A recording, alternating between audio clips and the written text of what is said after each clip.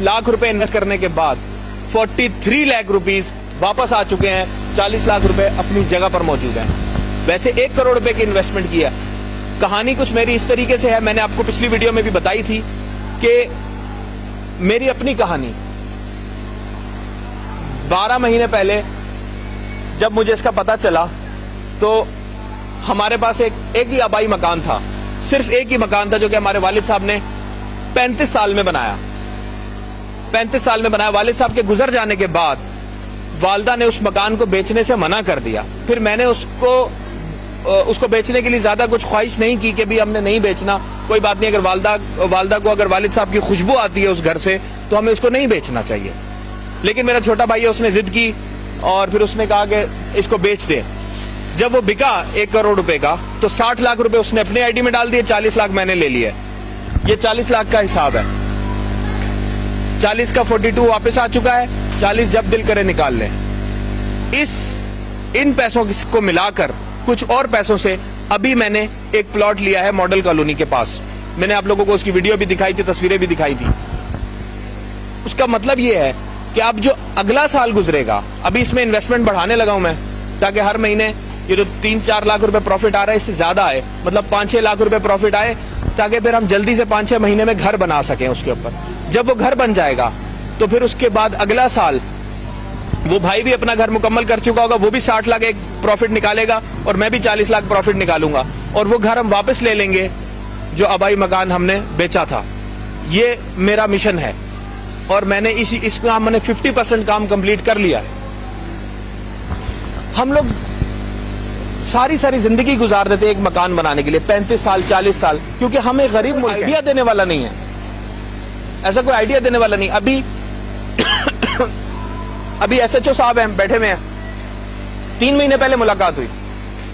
उस वक्त डिसाइड किया था कि इनका एक मकान है, मिसाल के तौर पर 25 लाख रुपए का मकान है, मिसाल के तौर पर, ठीक है, तो वो इन्होंने बेचना है और इसमें डाल देना है।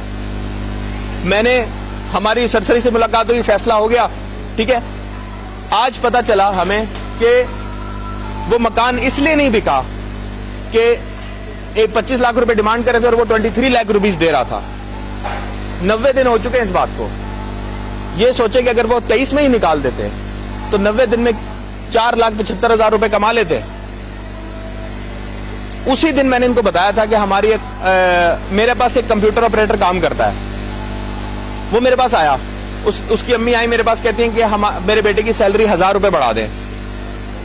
मैंने कहा 1000 रुपए तनख्वाह कैसे बढ़ा दूं, गवर्नमेंट लेवल पे बात करनी पड़ेगी, इतनी ऊपर से 1000 रुपए कैसे बढ़ा दें।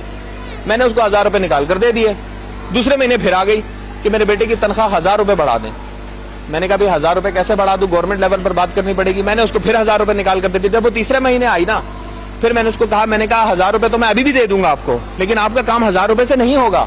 5 बच्चे हैं, हस्बैंड नहीं है, फोत हो चुके हैं, एक मकान वो छोड़कर गए हैं, 35 लाख रुपए उसकी कीमत है उस मकान की। मैंने कहा आप इसको बेचें और इसको करें काम पूरा। उसने फैसला किया बेचने का। 25 दिन गुजार दिए, वो 35 लाख से कम पे हट नहीं रही थी। फिर उसको 32 लाख ऑफर हो रहे थे। मैंने उसको बोला कि 25 दिन गुजर चुके हैं, 32 लाख मिल रहे थे, 32 लाख पहले दिन भी ले लेती तो 25 दिन में 2-3 लाख रुपए तो कमा लेती। उसने 32 में बेचा। आज जब आपके साथ मुलाकात हुई थी उस दिन बेचा था। आज 9 लाख रुपए वापस आ चुके हैं उसके, 9 लाख रुपए। अब मैं उससे पूछता हूं कि 1000 रुपए तनख्वाह बढ़ानी है तो वो हंस के टाल देते हैं।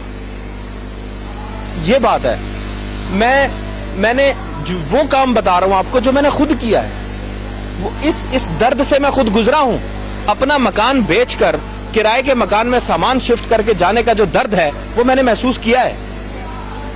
और इसीलिए मैंने अपने घर से शुरू किया ये काम।